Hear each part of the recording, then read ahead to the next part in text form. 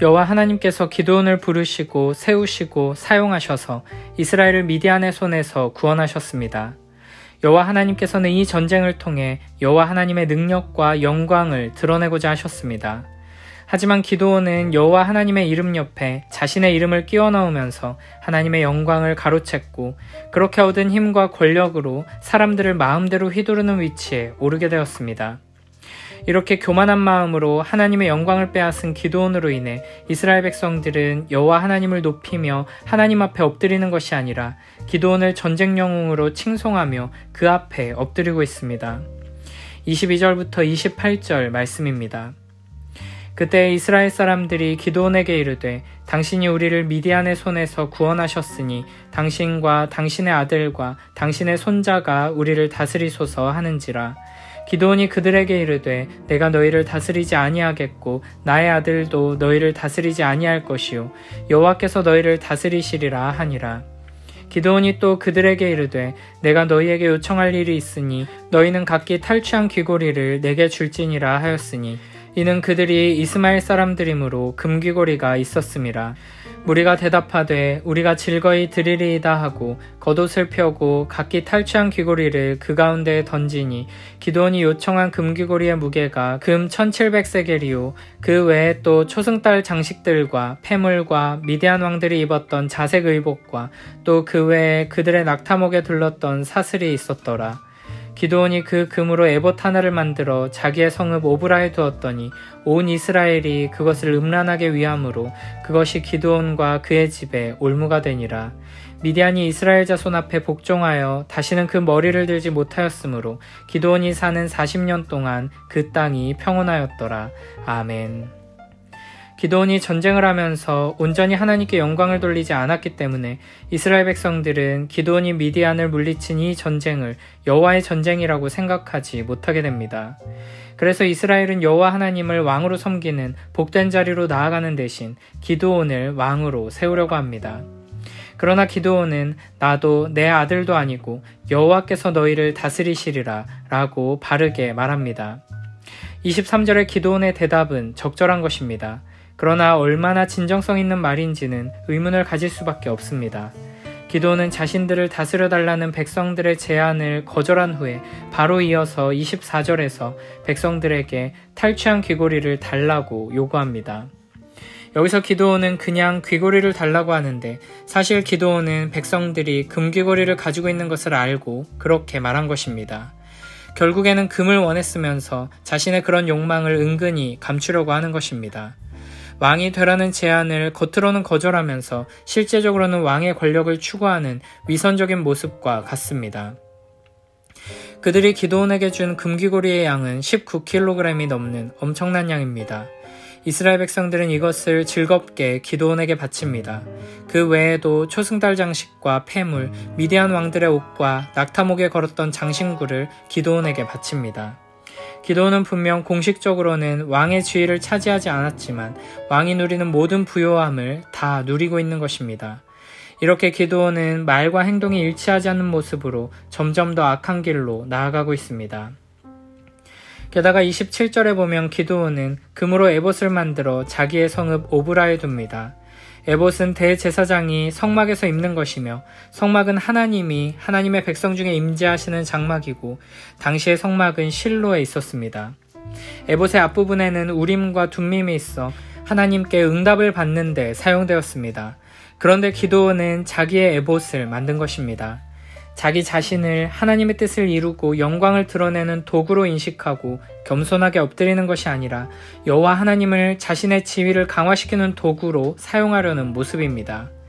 또한 앞서 6장 11절에서는 이 성읍에 대해 설명할 때 기드온의 아버지 요아스에 속한 오브라라고 했었는데 이제는 자기의 성읍, 기드온의 성읍이라고 부릅니다. 기드온은 오직 성막에서 대제사장만이 사용해야 할 성물을 임의로 만들어 사용하면서 결국에는 이스라엘 백성들이 그것을 음란한 방식으로 섬기게 만들었고 이스라엘 자손들이 다시 우상 숭배에 빠지게 만들었습니다. 27절에서는 이것이 기드온의 집에 올무가 되었다고 표현하는데 기드온과 그의 집안 사람들이 모두 우상 숭배에 빠지는 죄를 범하게 되었다는 것입니다.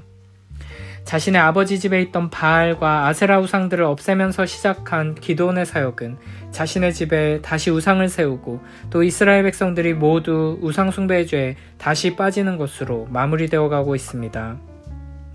이렇게 기드온은 연약하고 비참한 모습으로 등장해 믿음 없고 용기 없는 모습을 계속 보이다가 결국에는 하나님의 은혜 안에 순종의 자리로 나아가게 되고 이스라엘을 성공적으로 미디안의 손에서 구원하는 큰 업적을 이루게 되었지만 전쟁 후에는 왕처럼 재물을 모으고 우상을 만들어 이스라엘을 다시 죄에 빠지게 한 부정적인 지도자가 되어버렸습니다. 28절에서는 기드온이 사는 40년 동안 그 땅이 평온했다고 말씀하십니다. 하지만 이 평온은 바른 예배 없는 평온이며 참된 순종 없는 평온이었습니다. 우리는 기드온의 모습을 통해 나 자신의 연약함을 돌아봐야 할 것입니다. 말로는 그럴싸하게 하나님의 영광을 위해 사는 것처럼 하지만 정작 우리의 삶의 태도는 과연 하나님의 뜻에 합당한지를 돌아봐야 합니다. 입술로는 믿는다고 말하지만 삶으로는 그 믿음을 부정하는 자들을 실천적 무신론자라고 부릅니다. 혹시 나의 삶이 하나님을 아는 지식과 동떨어져 있고 입술의 고백과 거리가 먼 것은 아닌지 스스로 돌아보며 하나님께서 심어주신 믿음대로 살아갈 용기를 주시길, 입술의 고백이 삶에서 열매 맺게 은혜 주시길 간절히 구해야 할 것입니다. 또한 나의 수고와 헌신을 드러내고 싶어하고 나의 업적과 성취를 자랑하고 싶어하는 마음을 주의하며 기드온과 같이 교만한 마음으로 인해 하나님의 은혜를 잃어버리고 하나님의 축복에서 멀어지고 있는 것은 아닌지를 돌아봐야 할 것입니다. 무엇보다 우리는 내 눈앞에 강력해 보이는 이 세상을 왕으로 삼으려는 유혹에 흔들리지 않도록 주의해야 합니다. 하나님이 아닌 다른 왕을 세우고 섬기는 자들은 결국에는 그 왕에 의해 착취당하고 고통당하게 될 것입니다. 오직 여호와 하나님을 왕으로 섬기며 사랑으로 다스리시는 영원한 왕이신 여호와 하나님 안에서 은혜와 평강을 누리며 살아가는 복된 우리 모두가 되길 축복합니다. 이어서 29절부터 35절은 기드온 이야기의 에필로그에 해당하는 부분입니다. 여기서는 기드온의 죽음에 대해 이야기하며 그의 아들 아비멜렉에 대해 소개합니다. 요아스의 아들 여룻바알이 돌아가서 자기 집에 거주하였는데 기드온이 아내가 많으므로 그의 몸에서 낳은 아들이 70명이었고 세겜에 있는 그의 첩도 아들을 낳았으므로 그 이름을 아비멜렉이라 하였더라. 요아스의 아들 기드온이 나이가 많아 죽음에 아비에셀 사람의 오므라에 있는 그의 아버지 요아스의 묘실에 장사되었더라. 기드온이 이미 죽음에 이스라엘 자손이 돌아서서 바알들을 따라가 음행하였으며 또 바알브릿을 자기들의 신으로 삼고 이스라엘 자손이 주위의 모든 원수들의 손에서 자기들을 건져내신 여호와 자기들의 하나님을 기억하지 아니하며 또 여룻바알이라 하는 기드온이 이스라엘에 베푼 모든 은혜를 따라 그의 집을 후대하지도 아니하였더라. 아멘. 모든 전쟁을 마친 후 기드온은 자신의 고향인 오므라로 돌아갑니다. 29절에서는 기드온을 여룻바알이라는 별명으로 부르는데 바알과 아세라 우상을 깨트리고서 바알과 싸우는 자라는 뜻의 별명을 얻게 된 기드온은 이제 자기 집에 우상을 만들어 섬기고 있고 많은 부인들을 두고 70명의 아들을 두고 있습니다. 많은 부인과 70명의 아들은 기드온이 마치 이방의 왕들과 같은 삶을 살고 있음을 보여줍니다. 신명기 17장 17절에서 하나님께서는 약속의 땅에서 이스라엘의 왕이 될 사람은 아내를 많이 두어 마음이 미혹되게 하지 말며 자기를 위해 은금을 많이 쌓지 말라고 말씀하셨습니다. 그런데 기드온은 이 두 가지 말씀을 모두 어기면서 실제적으로 왕처럼 살고 있었던 것입니다. 게다가 세겜에서 얻은 첩의 아들의 이름은 아비멜렉입니다. 아비멜렉이라는 이름에는 내 아버지는 왕이시다 라는 뜻이 있습니다. 기드온은 세겜과 결혼을 통해 동맹을 맺고 그 아들의 이름을 통해 자신이 왕이라는 것을 드러내고 있는 것입니다.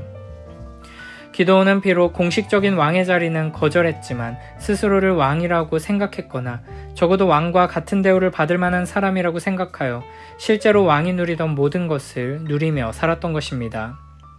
32절에서는 기드온이 나이가 많아 죽었다고 하는데 건강하게 장수하다가 죽었다는 것입니다. 그는 이스라엘의 전통적인 관습대로 조상들의 묘실에 안장됩니다. 이것 또한 기드온으로부터 해서 사사들이 점점 왕과 같은 지위를 누리게 되는 것을 보여줍니다. 33절부터 35절에서는 기드온이 죽은 후의 이야기로 급속하게 배교하는 이스라엘의 모습이 등장합니다. 기드온이 죽은 후 얼마 지나지 않아 이스라엘 자손들은 여호와에게서 돌아섭니다. 이전의 우상 숭배로 돌아간 것입니다. 이렇게 이스라엘이 바알 신앙으로 돌아간 것은 결국 바알과 싸우는 자인 기드온의 사역이 실패했다는 것을 보여줍니다. 여기에 더해 바알브릿을 자기의 신으로 삼았다고 합니다. 바알브릿은 언약의 주인이란 뜻인데 이스라엘이 언약의 하나님을 버리고 다른 신과 언약을 맺었다는 것입니다. 이렇게 이스라엘 백성들은 기드온이 죽고 난 후 숱한 대적들의 손에서 그들을 구원하신 하나님을 잊고 다시 이방의 우상들을 섬기기 시작합니다. 기드온의 죽음 이후 더 이상 기드온의 공적을 기억하지도 그의 집을 후대하지도 않습니다. 이 모든 일에는 결국 금의 봇을 만들어 우상숭배의 빌미를 제공한 기드온에게 많은 책임이 있습니다. 기드온은 바알의 제단을 허물며 지도자로서의 삶을 시작했지만 그 자리에 다른 우상을 세우는 것으로 지도자의 삶을 마감하는 이율배반적인 모습을 보여줍니다.